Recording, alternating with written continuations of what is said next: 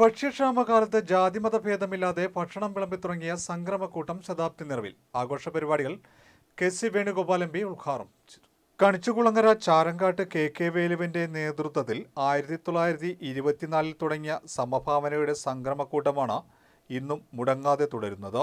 വന്നു ചേർന്നവർക്കെല്ലാം ജാതിമത ഭേദങ്ങളില്ലാതെ ആഹാരം നൽകുന്നതായിരുന്നു സംക്രമക്കൂട്ടം. ചാരങ്കാട്ട് കുടുംബ വീട്ടിൽ തുടങ്ങിയ സംക്രമക്കൂട്ടം കാലം പിന്നിട്ടപ്പോൾ കുടുംബക്ഷേത്രമായ കൊടുങ്കുളം ഭദ്രകാളി ക്ഷേത്ര സന്നിധിയിൽ പ്രസാദമൂട്ടായി ഇന്നും തുടരുന്നു. വൈക്കം ക്ഷേത്രത്തിൽ നടത്തിവന്നിരുന്ന പ്രാതൽ വഴിപാടാണ് വൈക്കം സത്യാഗ്രഹത്തെ തുടർന്ന് വീട്ടിൽ സംക്രമക്കൂട്ടമാക്കി മാറ്റിയത്. ആദ്യകാലങ്ങളിൽ 25,000 വരെ പേർ പങ്കെടുത്തിരുന്നതായാണ് കണക്കുകൂട്ടൽ. ഇതിന്റെ 100ാം വാർഷിക ആഘോഷങ്ങളാണ് നടന്നത്. സംക്രമക്കൂട്ടത്തിനൊപ്പം സമൂഹ നന്മയ്ക്കായുള്ള നിരവധി പ്രവർത്തനങ്ങളാണ് കെ വേലുവും പിന്മുറക്കാരും നടപ്പാക്കിയത്. ചാരങ്കാട്ട് കുടുംബ വീട്ടിൽ നടന്ന പൊതുസമ്മേളനം കെ.സി. വേണുഗോപാൽ എം.പി. ഉദ്ഘാടനം ചെയ്തു. Chairman C.K. ദേവദത്ത് ചാരങ്കാട്ട് അധ്യക്ഷനായി.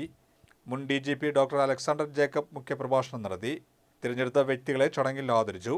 General convener C.S. നിഷാന്ത്, രക്ഷാധികാരികളായ C.V. വേണുഗോപാൽ, C.R. സുഗുണൻ എന്നിവർ സംസാരിച്ചു. ഒരുപാട് സാമൂഹ്യ വിപ്ലവത്തിന് തിരികൊളുത്തിയ ഒരു കാലഘട്ടം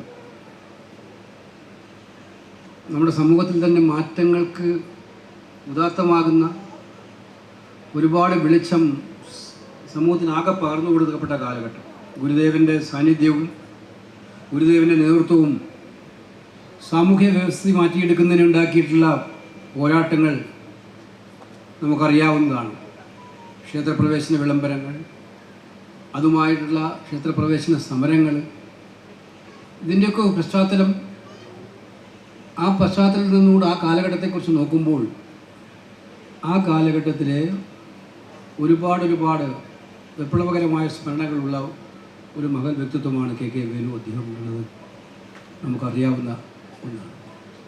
അദ്ദേഹം തുടങ്ങി വെച്ച ഒരു മഹത്തരമായ പ്രസ്ഥാനത്തെ, അതും അന്നദാനം എന്ന് പറയുന്ന, ഇപ്പം ലസൻ ജേക്കബ് സാറിൻ്റെ പ്രസംഗം ഞാൻ ശ്രദ്ധിക്കുകയായിരുന്നു.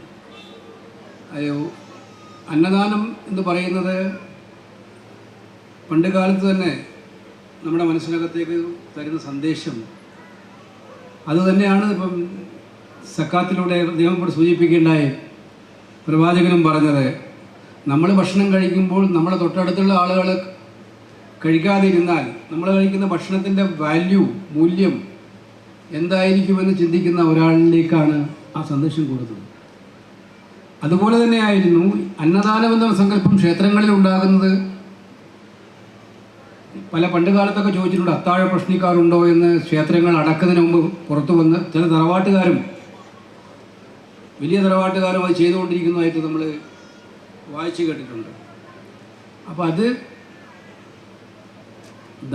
അന്നദാനം നൽകുക എന്നുള്ള മഹത്തരമായ കർമ്മം നിർവഹിക്കാൻ അന്നത്തെ കാലഘട്ടത്തിൽ ധീരമായി മുന്നോട്ട് വന്നു എന്നുള്ളത് ഏറ്റവും ശ്രദ്ധേയമായിട്ടുള്ള കാര്യമായിരുന്നു. നമുക്കെല്ലാവർക്കും ഒരുപാട് കാര്യങ്ങൾ ഉണ്ട്.